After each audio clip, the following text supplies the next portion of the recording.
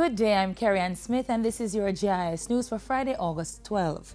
Government is assuring Jamaicans that it is paying close attention to environmental concerns as it considers plans for the development of all part.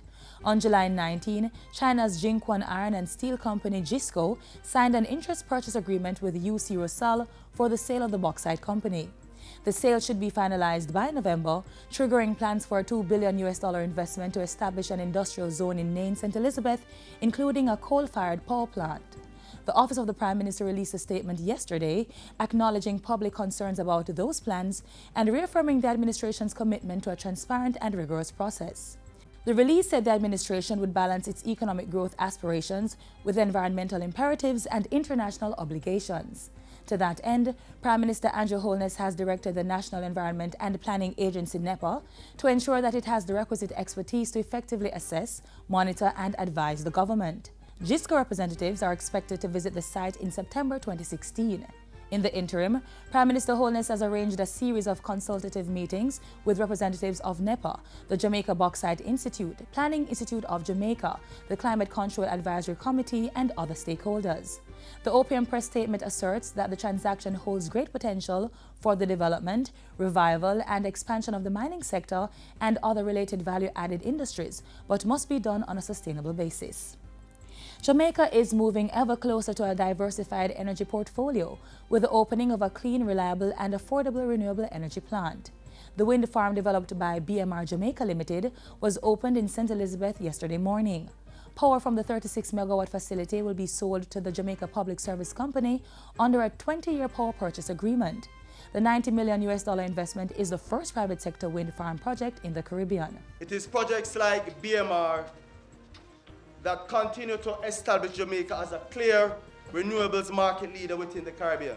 U.S. Ambassador Luis Moreno has praised Jamaica for the initiative, saying it will provide the country with a 5-fold increase in its clean energy production in only 4 years. It will reach nearly 10% of national electricity capacity by 2017. And it's not just me who's noticing it. U.S. Congressman Jeff Duncan noted in June that the U.S. Congress that the best example we've seen so far of a country successfully transitioning to energy independence is Jamaica. He also gave a commitment to help the country continue its drive to energy diversification. Today, I want to issue a challenge. If Jamaica commits to getting 50% of its energy from renewable sources by 2030, the United States government and our innovative private sector will be there to make that commitment a reality. A number of private children's homes across the island will be undergoing infrastructural upgrades starting this year.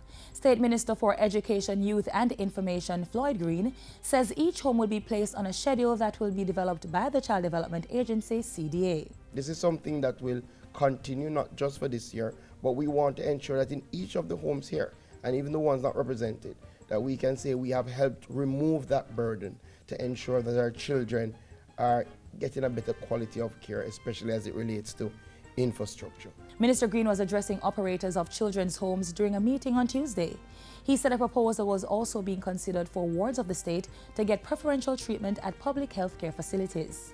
It cannot be that our wards of the state are in urgent need of some psychological intervention and they have to join the regular queue. So I have written to the Minister of Health. I expect that in a few weeks we will convene a meeting because I am putting on the table that there must be a special track for wards of the state so that they can be processed in a quicker time so that it can alleviate again some of the burdens, some of the realities that you have to face. Members of the Diaspora are being encouraged to get on board with the Farm Up Jamaica initiative and help boost local economic growth. Established in 2013 out of the Jamaica Diaspora Conference, Farm Up Jamaica Limited is a US-based non-profit organization that assists local farmers in the cultivation of organic produce. We have so many diaspora that have lands that are laying fallow or all over Jamaica. And they're asking us if we'd go in there and farm up those lands so that they can now get an income from it and make a sustainable investment into Jamaica. This is completely in tandem with the growth agenda for economic growth and the creation of jobs. And it is actually wonderful. It's green jobs. something that will be sustainable and protective of our environment. Ambassador Saunders and Mr. Curtis were addressing a recent JIS think tank.